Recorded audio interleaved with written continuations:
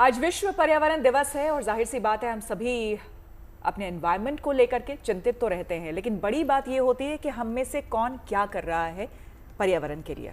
आपको क्या लगता है? बहुत से लोग, एनजीओज तो बहुत सारे हैं, काम भी हो रहा है, लेकिन क्या उस हद तक हो पा रहा है? नहीं, उस हद तक तो नहीं हो पा रहा है, लेकिन हाँ अब लोग कोशिश कर रहे हैं। जैसे पौधे लगाना, कल ही मैंने पौधे लगाए क्योंकि आज एनवायरनमेंट डे है, अपनी टेबल पे भी मैंने रखा है। ये सोच के आपने किया। कोशिश करती हूँ कि घर में जो हम एसी चलाते हैं उसको थोड़ा कम चलाएं। ये मैं कोशिश, ये अच्छी बात। मेरे को ऐसा लगता है पौधे मैंने बस सिर्फ एक ही बार लगाया है, सच बोल रही हूँ, और मुझे लगता है ये हमें करते रहना चाहिए। मतलब जब भी कोई मौका हो हम अपने बर्थडेज हम इस तरीके से सेलिब्रेट कर सकते हैं, हम कंट्रीब्यूट कर पाएंगे। छोटी सी पहल काफी होती है। मेरा मानना है कि कारपूल आपको जरूर करना चाहिए। अगर आप एक ही डायरेक्शन से आ रहे, कारपूल इज गुड थिंग। बाकी पौधे तो हम लोग लगाते ही हैं, प्रकृति की सेवा तो करनी ही चाहिए। बिल्कुल। मैं तो बहुत पौधे लगाती हूँ घर में भी, और गिफ्ट के तौर पर किसी फ्रेंड का भी बर्थडे होता है तो साथ में एक गिफ्ट जरूर देती हूँ, एक प्लांट उनको जरूर गिफ्ट देती हूँ। जैसे घर में हम प्लास्टिक का यूज कम कर सकते हैं। जैसे बाहर कुछ भी आप खरीदने जाते हैं तो प्लास्टिक बैग्स की जगह घर से आप थैला लेकर के जाएं।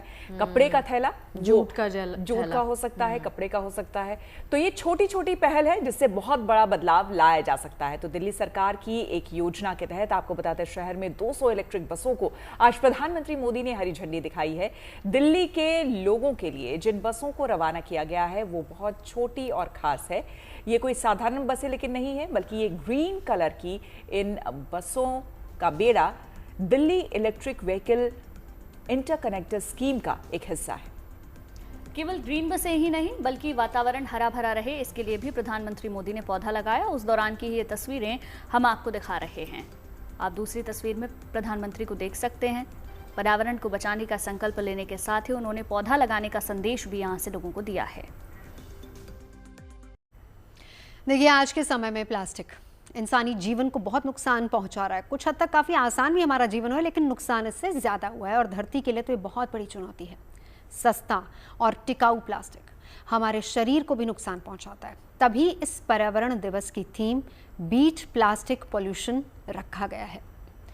एक रिसर्च बेस्ड रिपोर्ट के मुताबिक हर हफ्ते 5 ग्राम माइक्रो प्लास्टिक हम निगल रहे हैं, क्योंकि प्लास्टिक रिसाइकिल नहीं होता।